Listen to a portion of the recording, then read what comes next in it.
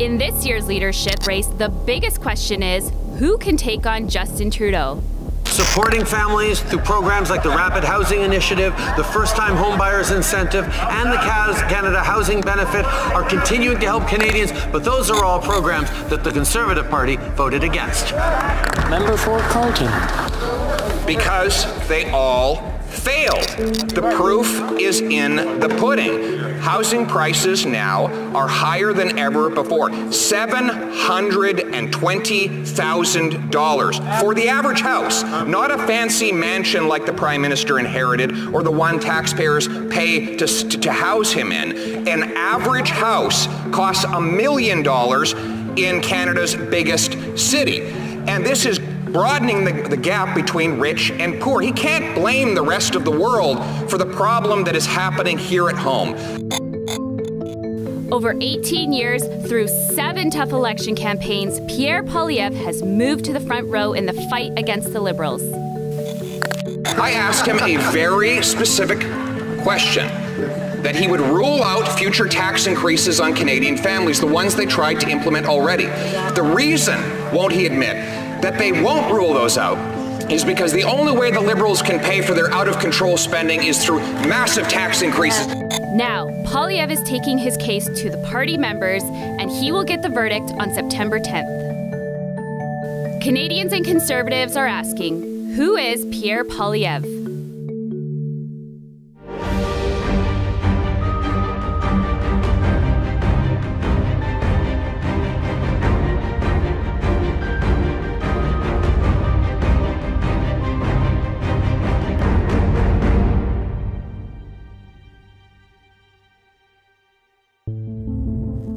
Pierre Poilievre was born on June 3rd, 1979 in Calgary, Alberta.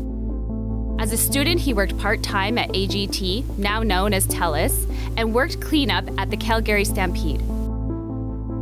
He graduated from the University of Calgary after studying business, economics, and international relations. Growing up, he was very competitive. He developed a lifelong interest in chess, he loved sports, liked wrestling, diving, and, naturally, hockey.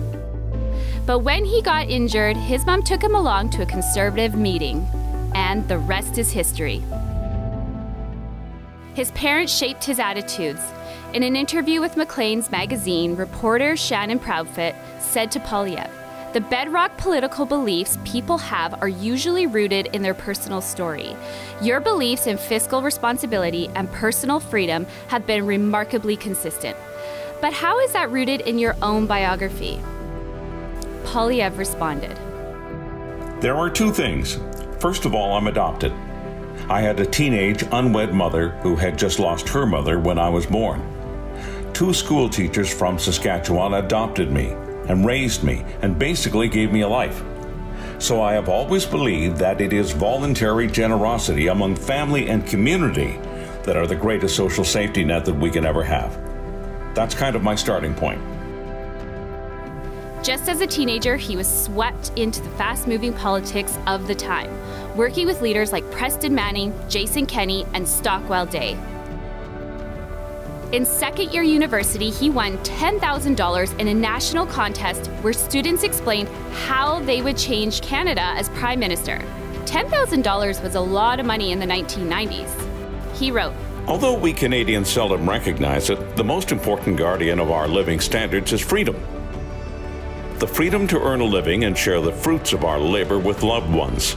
The freedom to build personal prosperity through risk-taking and strong work ethic. The freedom of thought and speech. The freedom to make personal choices and the collective freedom of citizens to govern their own affairs democratically."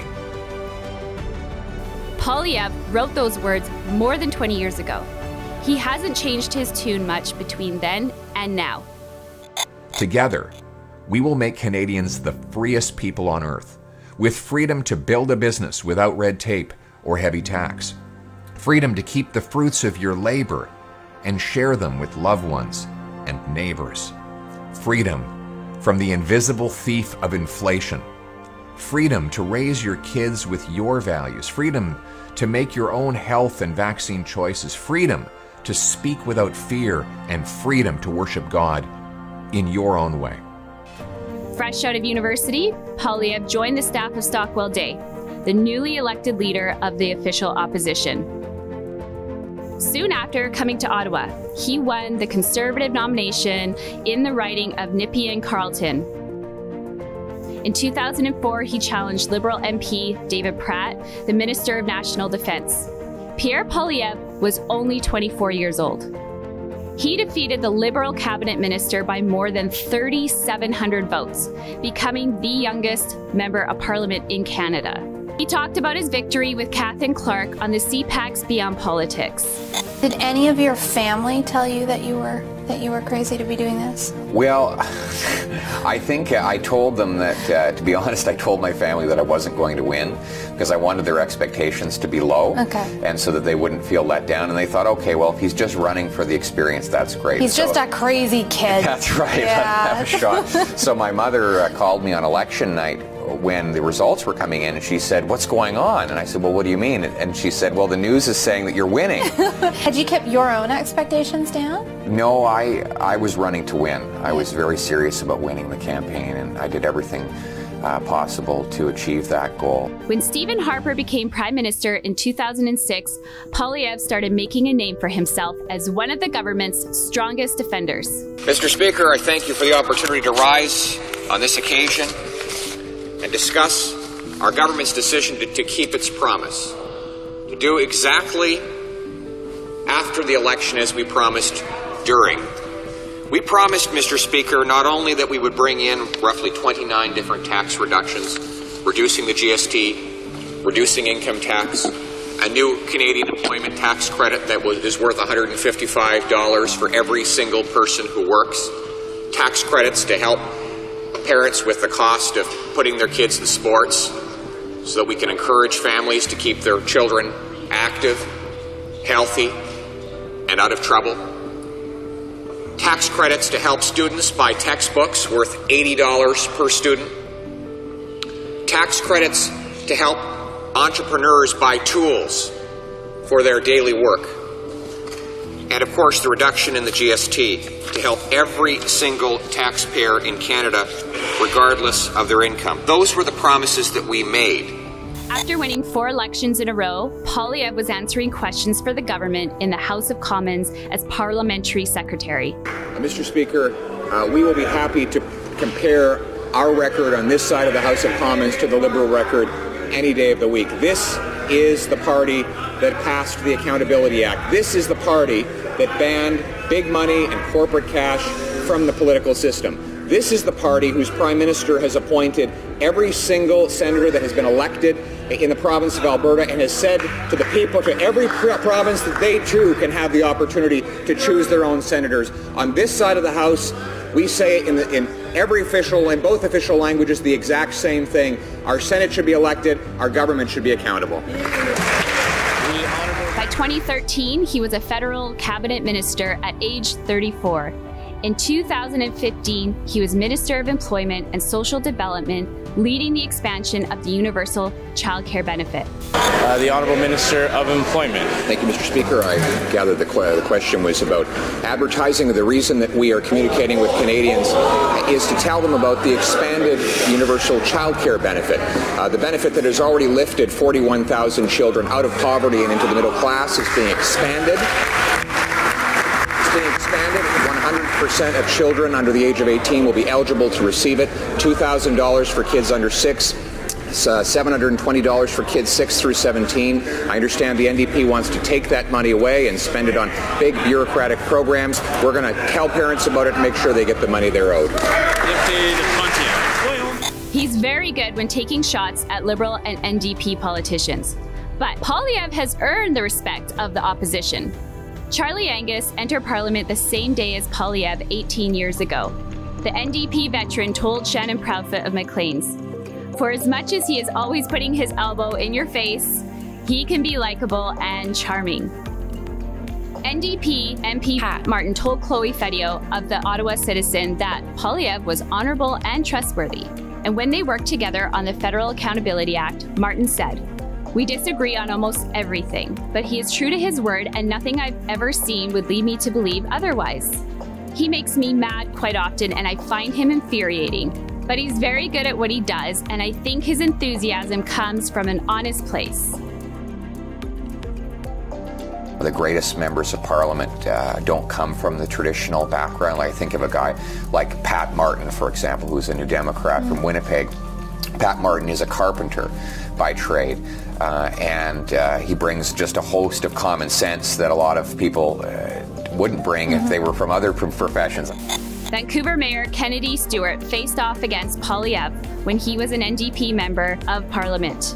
Stewart talked to him with Mo Amir on Vancouver. I have to ask, as a former colleague of Mr. Poilievre, did you guys have a relationship? Do you have a relationship now? Yeah, because it's possible that you might be mayor and he might be prime minister, and you'll have to work together. Right? Yeah, I mean, before Justin Trudeau was prime minister, we sat on the third bench in opposition and knew each other. Pierre Poilievre is actually quite a funny, charming guy, so we would, talk in the elevators and hallways. In 2018, he married his wife Anna, a Senate staffer whose family came to Canada as refugees from Venezuela. They have 2 young children.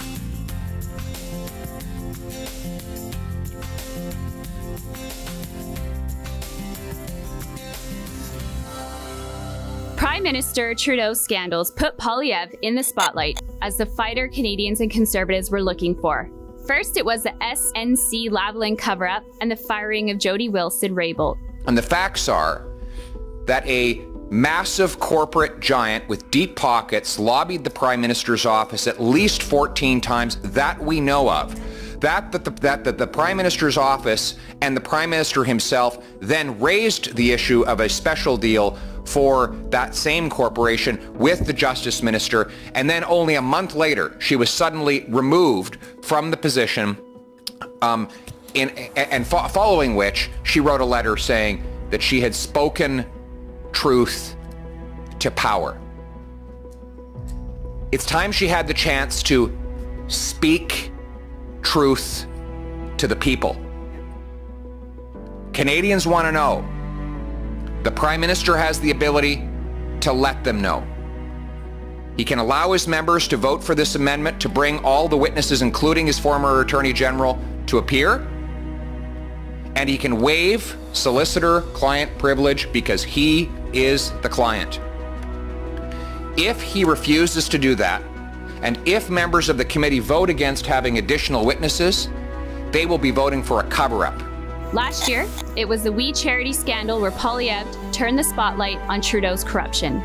You're going to give this number on the record, and you're going to testify into the record under oath, because I want the total.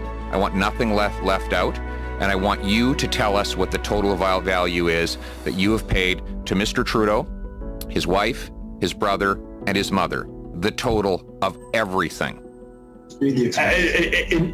So we previously gave this to you 9 months ago. It's also on our website. I'm asking you to put it into the record. Get to it. Yes. Or you're going to be brought back to do it. Thank you very much, everyone. Your time's up, Mr. Poilievre. And now point of order. Actually, Madam Vice Chair, you're quite wrong. And because you were in the chair, we decided to run the timer. And I still have 1 minute and 25 seconds left. So nice try, but I'll keep going. No, nice Mr. try. Poilievre, I am being directed by the clerk. Nice try. And it I is have now I have the clock right here. Mrs. I have the clock right here. Please mute Mr. the clerk has just the clerk has just confirmed to me that I do have more than a minute left. She's just said it herself. All right, then I stand corrected. Well, thank you very much. Very strange that we do follow. No, I'm sorry. I'm taking the direction from the clerk as far as the time. Yeah. Thank you for your understanding. Please go ahead, Mr. Poilievre. 1 more minute. Total dollar value that you've paid Mr. Trudeau, his wife, his brother, and his mother. Well, that I can give you. That's what I said. It was $217,500. No, the dollar value, including expenses, fees. Well, we never gave expenses to them. We paid those expenses directly, of course. Right, for them. We paid like the hotel bill when they stayed, or the flights. That's right. That's right. So expenses would have been over roughly, oh my gosh, sorry, we're doing this for you. 36. It's so much money, you can't even keep track of it all. There was 42 events. It was a total of $209,000, 620 plus 16 cents for the expenses for the individuals, which works out to roughly. Rappel au règlement, Madame la Présidente. Mais maintenant. Point of order, Madam Chair. I think that our chair has returned and is now accessible and available. So I think you're dealing with a point of order currently, Mr. Chairman, and the time has expired. Not, and I want a point of order, Mr. Chair. Point of order, Mr. Chair. Yes, point of order, recognizing point of order, Mr. Poilievre. On two separate occasions, the Liberal Vice Chair has tried to interrupt my testimony by falsely claiming that I was out of time, even though I kept time, and I can show definitively that my time has not expired. So I've asked that I be granted the opportunity to get an answer to a very simple and straightforward question that the Kielburger brothers seem to have a lot of difficulty answering, which is the total value of all the cash and in-kind benefits that have been paid in the fees or expenses for the Trudeau family, including Mr. Trudeau, his wife, his mother, and his brother. Simple question. I've been trying to get an answer for 2 minutes, but regularly interrupted by the Vice Chair. Okay, we'll allow for an answer, and then your time is up, Mr. Poilievre, and then we'll move on to the next questioner. We'll give some time for the answer. So again, we've never, of course, paid any expenses or honorariums to Mr. Trudeau, but to Margaret Trudeau, Alexander Trudeau, and Sophie Trudeau over the past, 10+ years of various speaking events. Just a total, please. Get to it. It's trying to do the quickest math that I can here. Adding it together is roughly $216,000 in honorariums, and roughly $209,000 in expenses. And then you could, which of course was not paid to them. That goes, we just pay it directly to a hotel or a flight. And if you add that together, it's a little over $400,000 that would have been all the expenses over the past decade for 42 different events that they attended and spoke on the stage. Now a candidate for the leadership of the Conservative Party of Canada, Poilievre is still running to win. He is very serious about winning. His sights are set on replacing Justin Trudeau and becoming Canada's next Prime Minister. In the words of the great Canadian Prime Minister, John Diefenbaker, when he signed our Bill of Rights, he wrote, "I am a Canadian, a free Canadian, free to speak without fear, free to stand for what I think right, free to oppose what I believe wrong, free to worship God in my own way, free to choose those who shall govern my country, free. Thank you for watching The Conservative Journal. If you like our content, please subscribe to our channel and share this video with your friends and family.